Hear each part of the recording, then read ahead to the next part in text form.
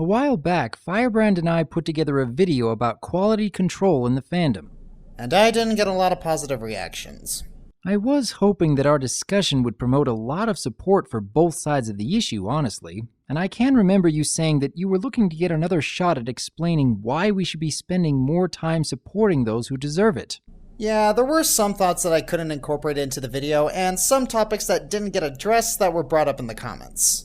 But not too long after we released that initial video, I got a message from SilentBelle on FimFiction who wrote an article that actually brought up a lot of interesting points for both sides of the argument.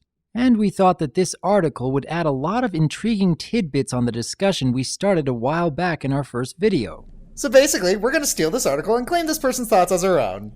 With permission, yes, but I guess you have a point there.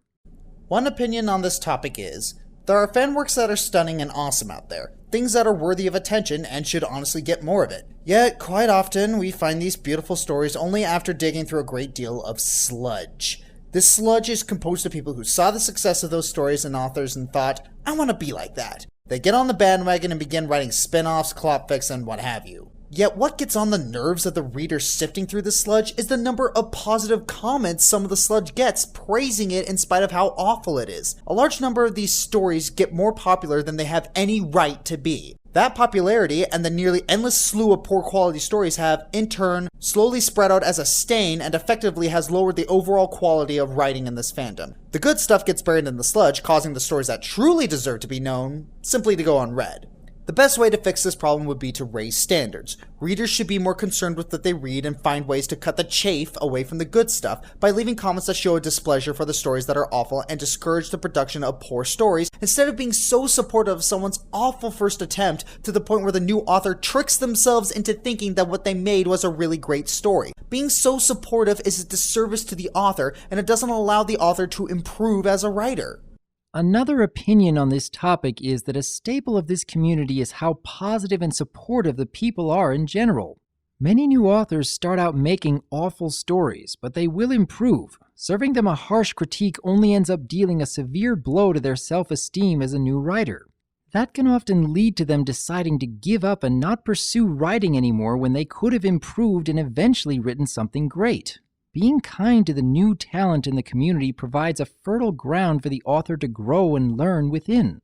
If we cut back on the praise, the new talent will be discouraged from ever taking root, and will be denied many potential great stories in the future. Memorable works will still be found in the murk of new authors writing their first stories, or in the swath of fics that many make to try and obtain the same popularity that an idol of theirs has. While there will be more stories overall, there will also be more great stories among them. It isn't right to stop those stories by nipping a new author in the bud. For if there is even just one person that is able to become a great author due to the positive reinforcement of the fandom's kindness, then it is entirely worthwhile to keep leaving those kind and encouraging words. And that is pretty much the two sides to this situation. I am honestly very much torn between these two stances, and here's why.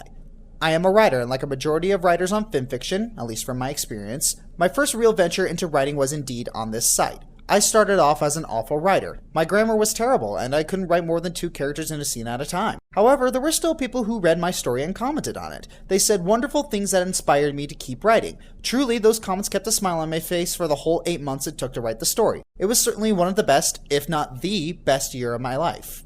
Because of that encouragement, I do totally understand and have to support the second side of the argument. However, the other half of the argument has held me just as strongly, and here's why. I'm a writer, and I care about what I write. I'm also a reader, and I care about what I read. I strive to improve, and I also love to see others improving their writing as well. As such, it really wears on you when sifting through that sludge of stories looking for gems. You read a story that assaults your senses of proper grammar and just makes you cringe as you read it. It's nearly physically painful. You begin to doubt whether the one who wrote such a story really cares about what they are doing. And then to top it off, you read the comments and you can't help but shake your head at the people who say they enjoyed such a poor and battered mess of a story.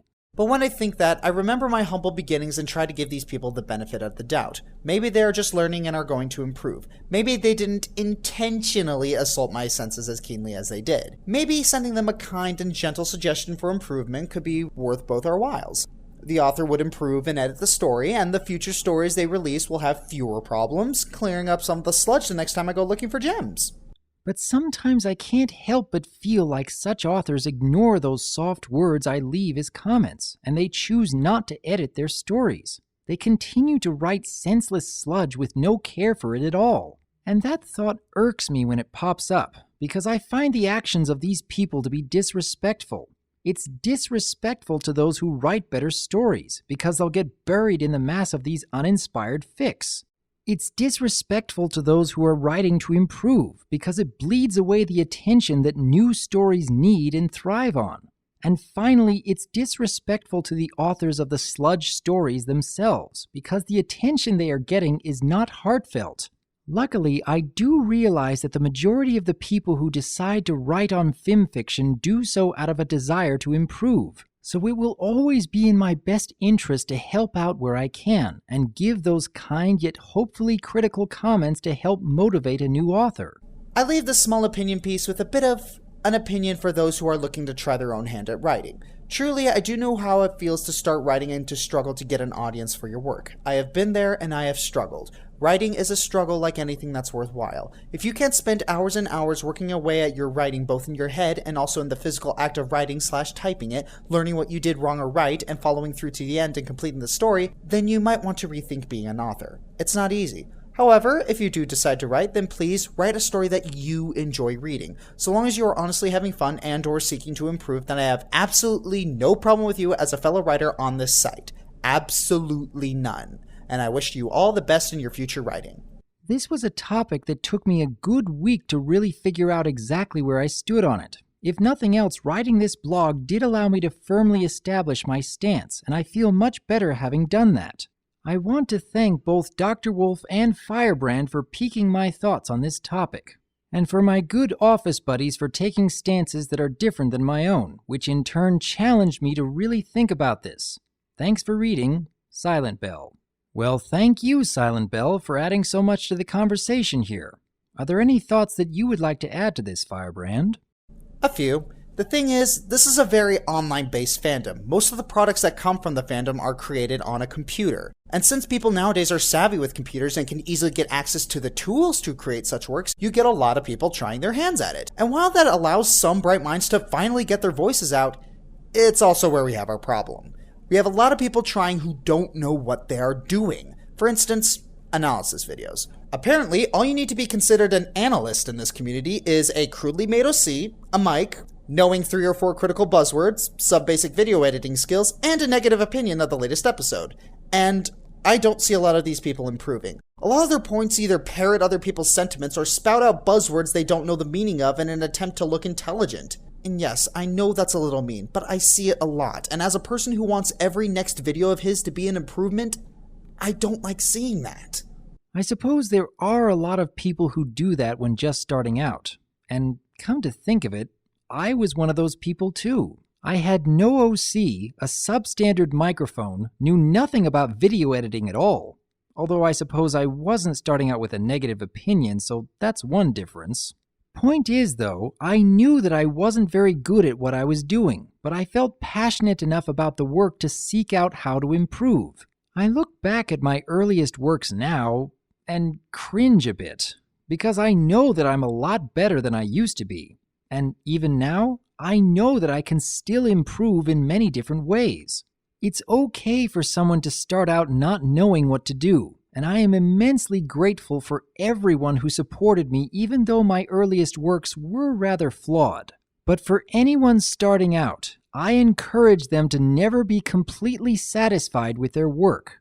You should feel the need to do more, to be more. Don't ever become too comfortable with making videos, thinking that you can make the same things over and over and an audience will keep enjoying it. Find that spark, that drive to improve. As long as you have that, I for one welcome your contributions to the fandom, and I will support you in getting started. So will I. Since the good doctor and I both agree to be careful about which budding creators you give your praise to, my advice to the Brony community is this. Know what to look for. If a Brony analyst shows you a unique, interesting perspective that makes sense, give them your support in spite of poor presentation. If a musician shows he has a basic understanding of music theory and can make musical music in spite of a few questionable choices in style or instrumentation, give them your support. If an artist shows flawed yet still present attention to the fundamentals of anatomy, composition, perspective, and use of color, give them your support, even if they don't necessarily rely on a popular visual style. The second thing I advise is be careful in your criticism. Yes, you've all heard give constructive criticism, but remember this too, as it's just as important. Just as you can give destructive negative criticism, you can also give destructive positive criticism. Encourage, don't praise, because giving unwarranted praise will hurt them just as badly. Well, Firebrand, I'm glad that we were able to add on to this conversation we started in our first video. And I want to express my deep appreciation to SilentBelle for writing such a well-thought-out article that supports both sides of the argument in a mature and thoughtful way. And I hope the Brony community can continue to create great works of art and be a positive force for good. Semper Philly, and good night. And as always, I am Dr. Wolf, and I look forward to hearing from you.